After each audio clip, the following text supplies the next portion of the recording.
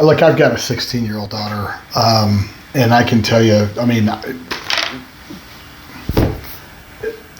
she is, man, I love her. It just, you know, and every once in a while she absolutely shocks me with some of the illegal stuff that she does. But, you know, I mean, nothing, you know, it's not like she's Breaking Bad or anything, but if she was, I mean, that would be impressive. But I'll walk you through, you know, a couple personal things, and then that will help sort of with the overarching, how do you solve your problem. But, you know, a few years ago, she hacked into my Amazon account. Now that's Amazon's fault, because what I ended up realizing is that those idiots at Amazon, they're not real serious about parental controls, because they make a ton of money off of purchases made by the children of the parents that go unnoticed, or the parents end up not calling under their 30-day window to get your money back.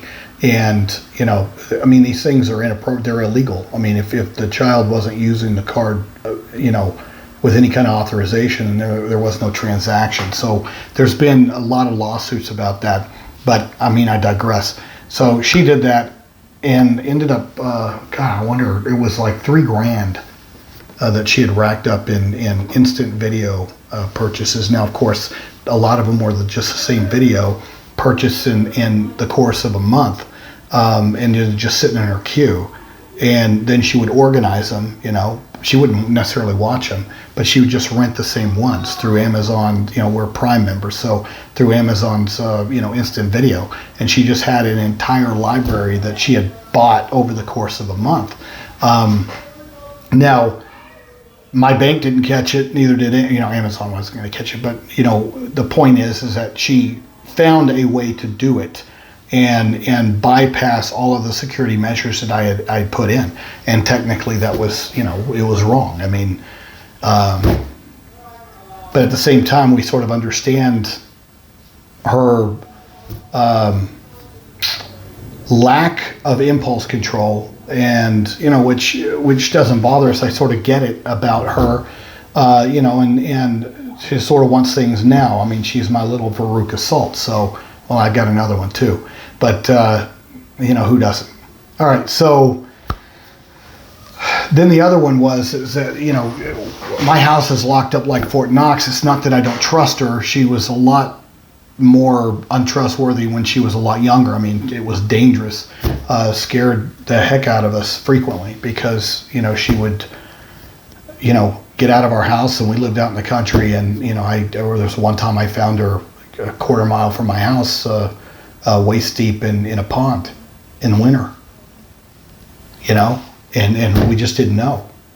And so those who have kids on the spectrum sort of understand. I mean, we sort of get it with each other. Other people that don't have children like that just don't get it. And you know, that's it's frustrating for me, because, you know, you sit there and you get those looks and your stares when you know, you take your child out somewhere and they're not acting socially appropriate, and, you know, the untrained person or the person who doesn't understand that, you know, it's the judgment, you know. And so anyway, but so she found a way out. I mean, she's not dangerous now, but, you know, as far as danger to herself, but I guess she is, because in this particular situation, she happened to see our neighbor off of our back deck, and saw that he was on his computer, and he's just a kid, but he was on his back deck on his computer. Well, she logged that away. And then when she found an opportunity to get out of the house, she did. And where did she go? She went to the neighbor's house, just walked in the front door was open. And then that kid was the only one home, and was startled to find my daughter on his computer. And my daughter had gone on Amazon, and she had made purchases on that kid's account. Technically illegal, right? Was. We had cops come over. I mean, they had to talk to us, you know. Luckily, Amazon reversed the charges before, but I mean, I get what you're saying. And so here you got a visit from, you know, a sheriff, because your daughter found ways, or found the phone numbers to teachers, and she doesn't have a filter, and she doesn't understand the little nuances of socially appropriate behavior, just like my kid. But this is absolutely where there would be a benefit in your child's program of having a good speech language pathologist that understands socialization as far as social language. To have a good, you could have a social worker not many social workers unfortunately have an expertise when it comes to autism and behavior, and when it comes to a proper way to address socialization. There are some people out there that aren't necessarily board certified behavior analysts that I consider experts in this area, that I know personally. One, her name is Carrie Mattia, out of Alabama in Birmingham. But if you Google her, or just on Amazon, I mean, she's written a few books dealing with high functioning autism, and she runs a very, very, very good social skills building group and a very excellent summer program, various summer camps in the Alabama area, in the Birmingham area, highly sought after. But she has some very, very good books out there. Successful problem solving for high functioning autism, excelling with autism, talk with me, a step-by-step conversation builder. I didn't read the entire title, but you get the message. But it's KERRYMATAYA.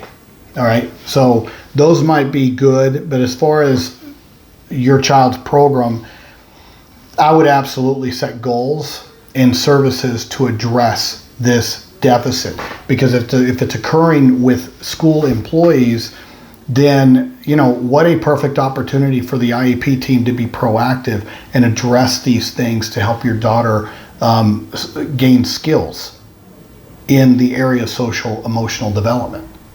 A perfect opportunity. Don't waste the opportunity. She's in school. Use this time over the next, she's 17. She could be entitled to services till she's 21.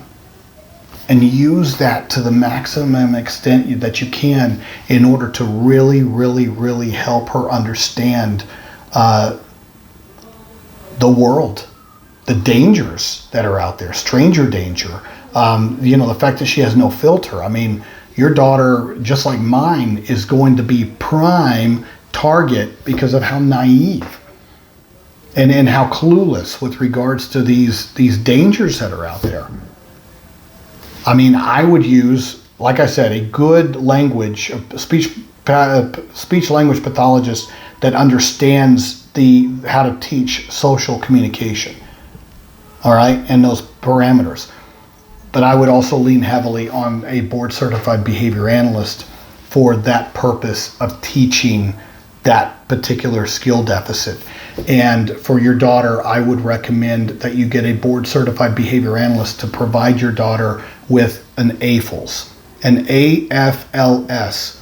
All right, that is a functional living skills assessment specific for autism, and it's geared for higher autistics, higher, meaning in age and in functioning level. Okay, it's not the ABLS or the VB MAP. This is geared for more independent living, adulthood, those kind of things. And so there's going to be components within the AFLS assessment with regards to socialization, social interactions, dangers, community, things of that nature. And it would be invaluable to your IEP team in understanding where your daughter's deficits are so that you can create goals and services to help address those.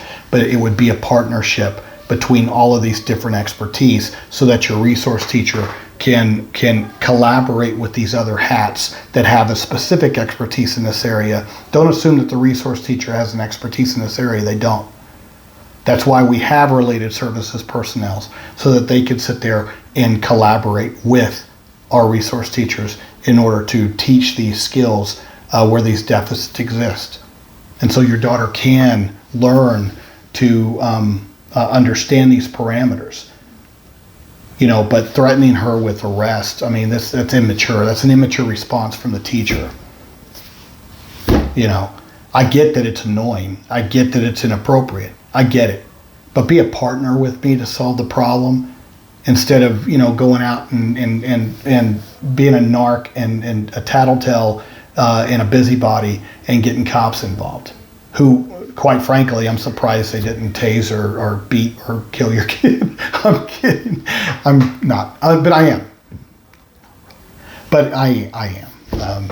But, you'll have to let me know how this goes. It all sounds familiar. Oops.